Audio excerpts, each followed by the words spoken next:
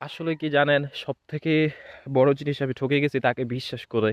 কারণ তাকে যদি আমি বিশ্বাস না করতাম, তার দেওয়া কথাগুলোকে যদি আমি সত্য মনে না করতাম, তো আজকে এতটা কষ্ট পাইতাম না। তারে আমি আজকে বিশ্বাস করে যে পরিমাণ ঠকছি, যে আমি কখনো কোনো জায়গায় এতটা কষ্ট পাই নাই। কারণ তার দেওয়া স্মৃতি, তার দেওয়া কথাগুলো আমার কাছে সবটা সময় মনে হয়েছিল যে সত্যি ছিল, সত্যবাদী ছিল।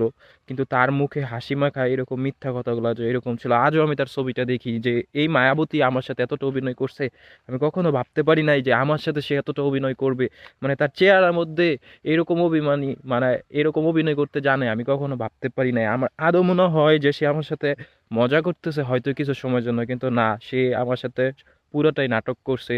কারণ আমার কাছে, কারণ আমি তাকে এতটা বিশ্বাস করতাম, আমার কাছে এখনো মনে হয় যে সে সত্যবাদী। এখনো সে আমার সাথে কোনো নাটক করে নাই, হয়তো আমাকে ক্ষণিকের জন্য এরকম আমার সাথে মজা করতেছে, যে বলতেছে যে আমি তোমাকে চাই না বা এরকম। কিন্তু না, আসলে সত্যবাদী এটাই যে সে সত্য, এটাই যে সে আমার সাথে অভিনয় করছে। কারণ দিন শেষে এখন সে অভিনয় করে ভালো আছে। আর দিন শেষে যারা অভিনেত্রী হয় তারাই ভালো থাকে, কারণ অভিনেত্রীদের সবসময় তারা সুখে থাকে, কারণ সবার সাথে অভিনয় করতে পারে, অভিনয় করেই সবার সাথে ভালো থাকতে পারে।